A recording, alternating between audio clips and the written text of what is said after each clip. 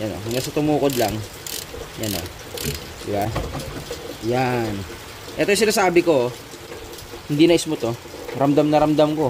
Talagang, ayan o, may mga step-step na nga yun. O. Diba? Yun. Yun mga idol, nako. Maulang umaga po sa inyo, may bagyo ngayon. At syempre, kahit rain or shine, gawa pa rin tayo ng mga sasakyan natin. So, yung share ko sa inyo is magpapalit tayo ng bearing ng gulong sa likod nitong ating Vios. Ngayon na actually applicable naman to kahit saan, no? Medyo may pagkakaiba lang, yung iba may ABS, yung iba wala. Pero yun yan, no? Ang sintomas niyan, kunyari, tumatakbo kayo mga 80 pataas, 80 kilometers per hour, 100 lalo na. Rinig na rinig nyo, parang yung sasakyan nyo ay nasa release ng tren. Ganun yung tunog niya, tapos maugong, and yun. Ibig sabihin na kasi, karaniwan to nangyayari, lalo na pagka tag-ulan din na ganito, naku po. Huwag kayong lusong na lusong sa baha, dahil kapag naglululusong kayo dyan, na-wash out yung grasa niya, and eventually, nagpe-fail yung bearing. Minsan umaabot pa yan sa umaalog na. Pero sa akin wala pa naman. Pero pag umiikot kasi mga 80, yan pagka ganyan, hindi rin masyado rinig. Pero iba pagka nakalapag na tas nasa highway. Nako, ingay. Talagang ano. Kaya yan mga idol, huwag kayo masyadong luso na luso sa baha. Nako. Maiwasan. And yun, tuturo ko sa inyo kung paano magpalit ng bearing. Applicable to kahit ano sasakyan. Napakadali lang nito. Tara. Yan o. Sasakyan natin is yung aking Toyota Vios. Yun. 2010 to na Batman Gen 2. Tara. Ito, ginak ko na siya. Testingin natin.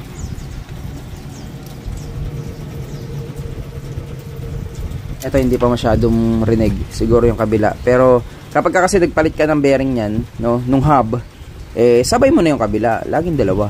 Para sigurado. Yan, tara, baklasin natin. Madali lang yan mga idol. Tara.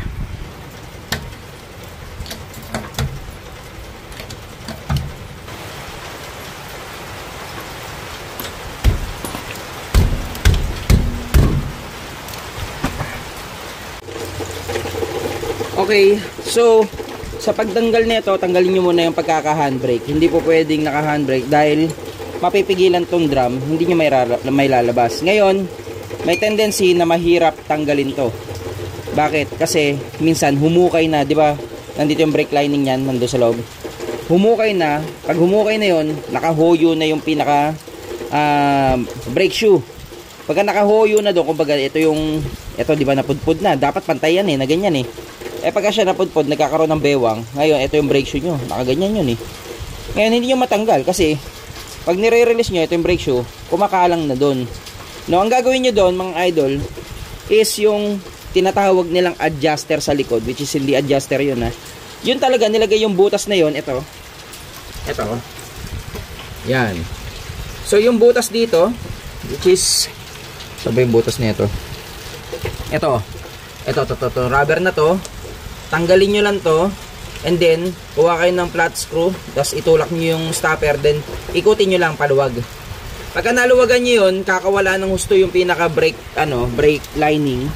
Pagka kumawala yun, mas matatanggal nyo na to, no? Ganun na pag yun ang gamit nun talaga para ma-release mo yun, para madali ang tanggalin to. Ngayon ito, pakita ko sa inyo paano tanggalin naman. Ito is 12mm na bolt, no? Igaganyan mo lang yan, i-screw mo lang para mahatak siya. Ayun makita ninyo. Yun. So kapag yan hindi gumana ng isang side lang, tirahin mo sa kabilang side. So dalawang side naman yan yan hanggang sa tumukod lang. Yan diba? Okay, and then mahuhugot mo na yan. Ito yung sinasabi ko, kung sakaling ito is masyado ng malalim, no, nangyayari dyan, yung inyong brake lining, ito, is kumakalang dun sa may pinaka brake drum, kaya hindi nyo mahugot. So ang gagawin nyo nga, yung adjusting screw dun, is pakawalan nyo lang, para ma-compress uli siya, bumalik, and then mahuhugot mo ng madali, no? Yung iba kasi pinapuwersa, pero yung talagang technique dun. Okay, and then ito yung papalitan natin, yan, nako, hindi na smooth ramdam na ramdam ko. Talagang ayan may mga step na nga diba? Yan, ito yung papalitan natin. Ito yung maingay. Ewan ko kung napalitan na to noon, pero sa akin hindi pa. Then itong butas na to, mahalaga yan dahil diyan mo ilulusot yung ating pamihit. Katulad nito, pag ganun, no. Okay, tara tanggalin natin. Okay, so 14mm na socket. Yan, no. Okay. Yan. And then dito sa baba. Yun. Dito. So 4 na tornilyo yan, mga idol. Ano isa.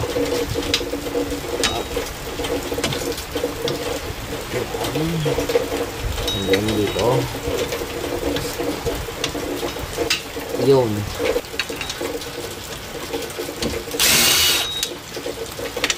Yun.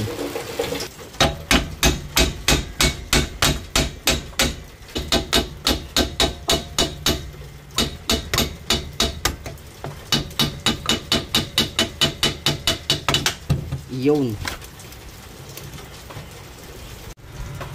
Okay. So, ngayon, no, pagka tinanggal mo yung mga tornilyo, may tendency kasi sumama to. Sa ibang sasakyan, hindi sumasama to eh. Pero to kasi is medyo luma na. Well, I think original pa to.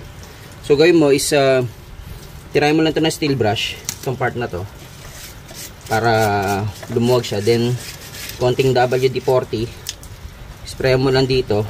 Yan. Para dumulas. Actually, pinalo ko na yan eh. Yan. And then, papaluin mo siya. So, dahan-dahan lang. Ito, itong copper tube nyo is itanggalin nyo sa pagkaka-connecta doon. And then, hawakan nyo itong mismong plate, yung shroud. Then, papalo-paluin mo lang.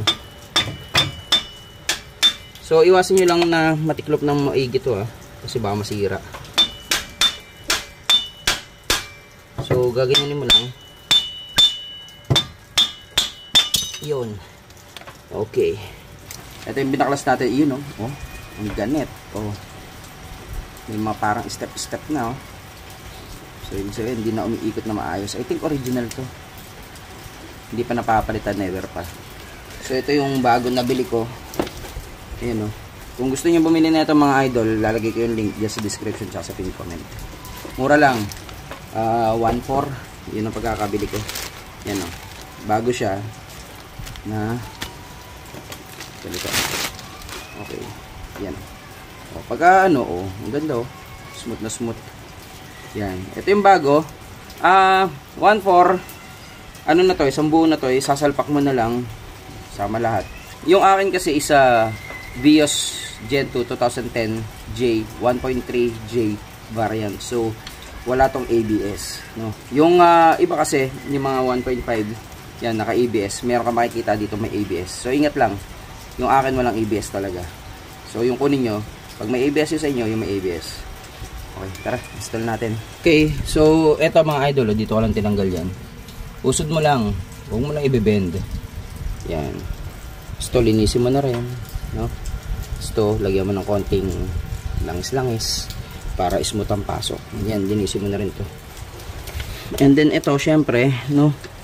Linisin mo na rin yung mga part na yan para sigurado yung salpak niya. Okay, so install testing muna natin. Parehas yung mga tornilyuhan. Mahirap na. Yun. Shoot. Alright. So, ngayon, no, linisin niya para smooth ang pasok. And then, lagyan natin ng konting grasa para protection niya na rin. Pati yung dito lagyan na rin natin konti lang para lang ito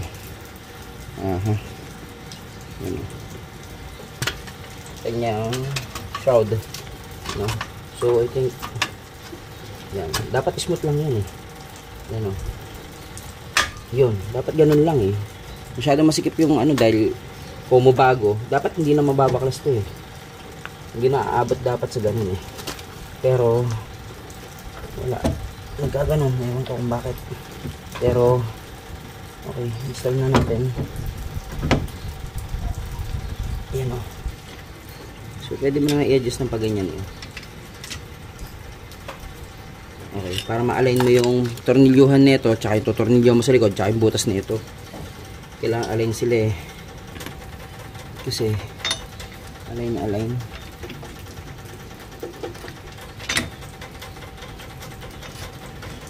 Yun.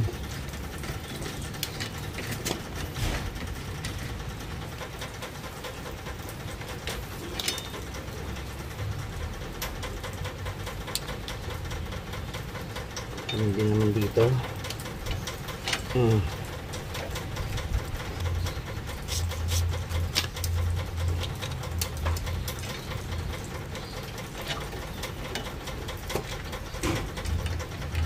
Lang.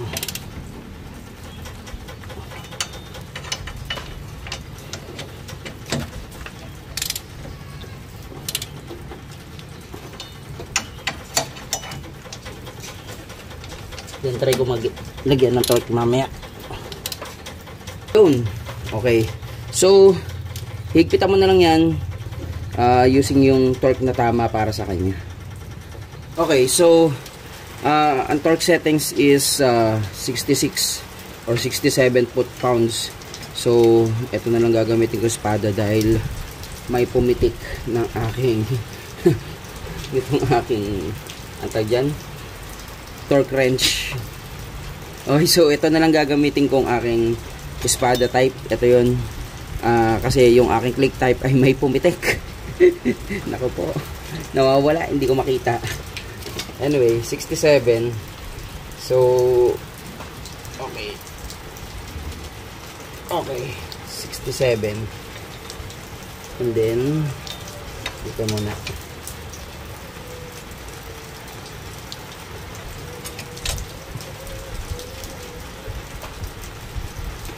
Okay.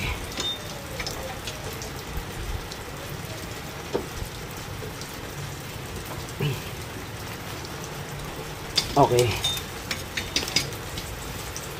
So, hindi siya ganun kahigpit kung tutusin. 66 foot-pound.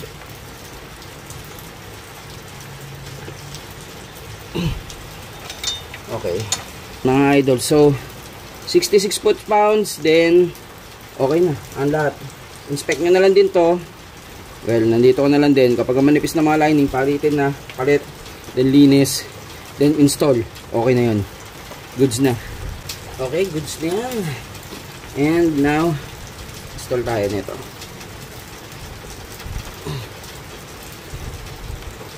Yan.